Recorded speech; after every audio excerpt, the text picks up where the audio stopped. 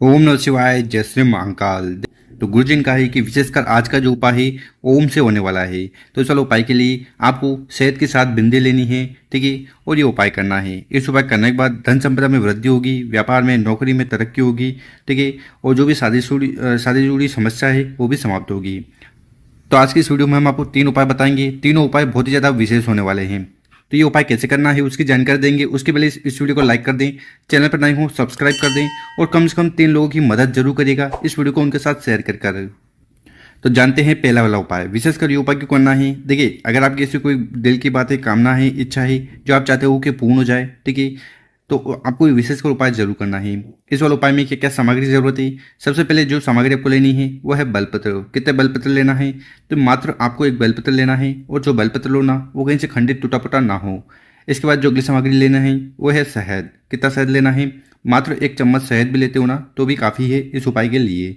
इसके बाद आपको इस प्रकार से तांबे का लोटा लेना है और उस तांबे के लोटे में आपको अपने घर से, अपने किचन से शुद्ध जल भर लेना है। और दोस्तों, जो भी सामग्री बताई है उनको लेकर चले जाना है आपको अपने घर के आसपास शिव मंदिर, ठीक है। आप चाहो तो ये उपाय सुबह कर सकते हो, समय मिले तो शाम को कर सकते हो। और शिव मंदिर में पहुंचकर जो भी पूजन पाठ आपको शिवलिंग की करनी है वो पहले कर लीजिएगा। फिर उत्तर दिशा की तरफ मुंह कर बैठ जाना है। देखिए, यहाँ पर आपके पास जो शहद है ना, सबसे पहले उस शहद, बेलपत्र और जो जल का लोटा है इनसे उपाय करना है। तो करना क्या है कि सबसे पहले तांबे के लोटे को उठाना है और धीरे धीरे कर पूरा जल शिवलिंग के ऊपर समर्पित कर देना। ओम नमः शिवाय, श्री शिवाय नमस्तुभ्यम इस मंत्र का विशेष तरीके से जाप करते हुए जल का लोटा समर्पित कर दिया। उसके बाद आपके पास जो शहद है ना, उस शहद को उठाना है काय में, अपनी अनामिका उंगली में। तो सबसे छोटी उंगली के पास में जो उंगली है उसमें शहद उठाना है और इस प्रकार से ओम लिखना है, ठीक है। तो बेलपत्र की बड़ी पत्ती पर ओम लिख देना। उसके बाद उस बेलपत्र को उठाना है, अपने हाथ में रखना है और आपकी जो भी दिल की बात है, कामना है, इच्छा है, जो आप चाहते हो कि पूर्ण हो जाए, तो उसके लिए प्रार्थना करते हुए उस बेलपत्र को शिवलिंग के ऊपर समर्पित कर देना है। ओम नमः शिवाय, श्री शिवाय नमस्तुभ्यम मंत्र का जाप करते हुए बेलपत्र की डंडी होगी जलाधार की तरफ, बड़ी पत्ती होगी आपकी तरफ। तो इस प्रकार से बेलपत्र समर्पित कर दीजिएगा, ठीक। और उसके बाद आपको 7 बिंदी बनानी है। तो 7 बिंदी कहाँ पर बनानी है, कैसे बनानी है वो देख लीजिए। सबसे पहले बिंदी, दूसरी बिंदी, तीसरी, चौथी, पांचवी, छठवीं, सातवीं।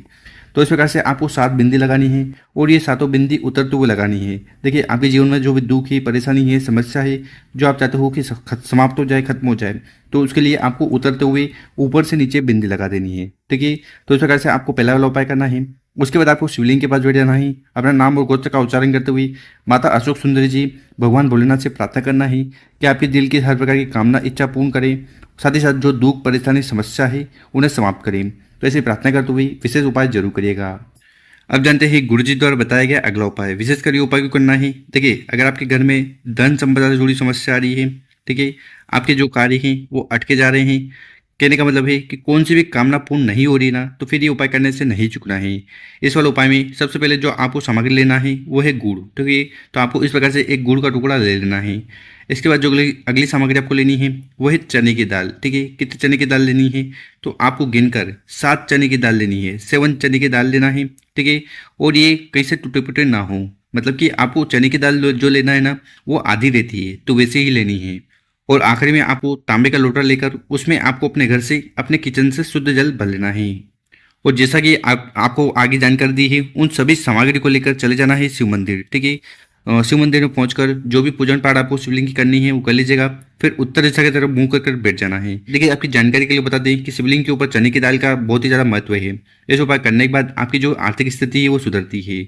और गुरुजी ने तो यहाँ तक कहा है कि अगर आप शिवलिंग के ऊपर सोना दान नहीं कर पा रहे हैं, स्वर्ण दान नहीं कर पा रहे हैं, सोना नहीं समर्पित करवा रहे हैं, तो मात्र आपको चने की दाल को समर्पित कर देना चाहिए।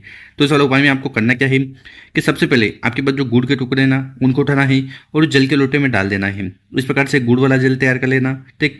उसके बाद आपके पास जितने भी चने की दाल है, 7 चने की दाल है, एक एक चने की दाल को उठाना है और शिवलिंग के ऊपर समर्पित करते जाना है। ओम नमः शिवाय, श्री शिवाय नमस्तुभ्यम इन मंत्रों का विशेष जाप करते हुए, ठीक है। और आखिरी में आपके पास जो तांबे का लोटा है जिसमें आपने गुड़ डाला था, उस तांबे के लोटे को उठाना है और विशेष तरीके से आपको जल को समर्पित करना है। तो सबसे पहले थोड़ा जल आपको समर्पित करना है भगवान गणेश जी के स्थान पर ओम गणेशाय नमः का स्मरण करते हुए, ठीक है। उसके बाद थोड़ा जल आपको समर्पित करना है माता अशोक सुंदरी वाली जगह पर। उसके बाद थोड़ा जल समर्पित करना है भगवान कार्तिकेय जी के स्थान पर। उसके बाद थोड़ा जल समर्पित करना है आपको माता के हस्त कमल पर, ये जो वाला कटी वाला भाग है ना यहाँ पर। और आखिरी में वो गुड़ वाला जल आपको शिवलिंग के ऊपर चढ़ा देना है। ओम नमः शिवाय, श्री शिवाय नमस्तुभ्यम इस मंत्र का जाप करते हुए। उसके बाद आपको शिवलिंग के पास बैठ जाना है, अपना नाम और गोत्र का उच्चारण करते हुए भगवान भोलेनाथ और उनके परिवार से प्रार्थना करना है कि आपके जीवन की सारी कामना पूर्ण हो जाए, चाहे वो व्यापार को लेकर हो, नौकरी को लेकर हो, धन संपदा को लेकर हो या घर की उन्नति या शांति को लेकर हो। तो कामना पूर्ति और समस्या को समाप्त करने के लिए गुरु जी ने बहुत ही अचूक उपाय बताया है, दूसरा वाला उपाय जरूर करिएगा। अब जानते हैं गुरु जी द्वारा बताया गया तीसरा उपाय। विशेषकर ये उपाय क्यों करना है? देखिए, इस उपाय करने से माता लक्ष्मी बहुत ज़्यादा प्रसन्न होगी, ठीक है, उनसे जुड़ी या यूं कहें कि जो आर्थिक समस्या आपके जीवन में आ रही है ना, वो समाप्त होगी। तो चलो उपाय के लिए सबसे पहले आपको इस प्रकार से तांबे का लोटा लेना है और उस तांबे के लोटे में आपको अपने घर से जल भर लेना है। जल भर लिया, साथ ही साथ अगर आपके घर पर क्या है गंगा जल है तो गंगा जल की कुछ बूंदे आपको इस जल के लोटे में डाल देना है। गंगा जल नहीं है, चिंता ना करें, किसी भी नदी का जो पवित्र नदी है उसका भी जल लेना, तो आपको इस जल के लोटे में डाल देना है और इस प्रकार से जल का लोटा तैयार कर लेना। इसके बाद जो अगली सामग्री आपको लेनी है वो है कमलगट्टा। देखिए, माता लक्ष्मी के लिए जब भी आप उपाय करो तो आपको कमलगट्टा जरूर लेना चाहिए। तो इस प्रकार से मात्र आपको एक कमलगट्टा ले लेना है। इसके बाद जो अगली सामग्री है वो है हल्दी। क्या लेना है आपको? हल्दी। कितनी? मात्र एक चुटकी। तो आपको करना क्या है, देखिए, अगर आपको इस प्रकार से खड़ी गांठ मिल जाए हल्दी की तो उसको आपको एक सिलबट्टा लेना है, ठीक है। सिलबट्टे पर अच्छी तरह से उस खड़ी गांठ को पीसना है और इस प्रकार से आपको पाउडर बनाना है। देखिए, अगर आप अपने घर पर पाउडर बनाकर उसका उपाय करते हो ना तो ये सर्वोत्तम होता है, इसका बहुत ज़्यादा महत्व है। और अगर आप पाउडर नहीं बना पा रहे हैं तो फिर आप डायरेक्टली इस प्रकार से पाउडर वाली हल्दी ले सकते हो। और आगे आपको जो भी सामग्री बताई है उनको लेकर आपको चले जाना है अपने घर पर ही तुलसी माता के पौधे के पास। देखिए, अगर आपके घर में तुलसी माता का पौधा नहीं है, ठीक है, या आप किसी बड़ी या अगर आप किसी बड़े शहर में रह रहे हो, ठीक है, तो आपको करना क्या है, आपके घर के आसपास, ठीक है, मंदिर जरूर होगा और उस मंदिर में आपको तुलसी माता का पौधा जरूर मिला होगा, तो वहां पर भी जाकर ये विशेष उपाय कर सकते हो। तो देखिए, इस वाले उपाय में सबसे पहले करना क्या है कि हमने आपको जो एक चुटकी हल्दी बताई थी वो एक चुटकी हल्दी उठाना है और आपको तुलसी माता के पौधे में समर्पित कर देना है विशेष मंत्र का जाप करते हुए। मंत्र क्या है?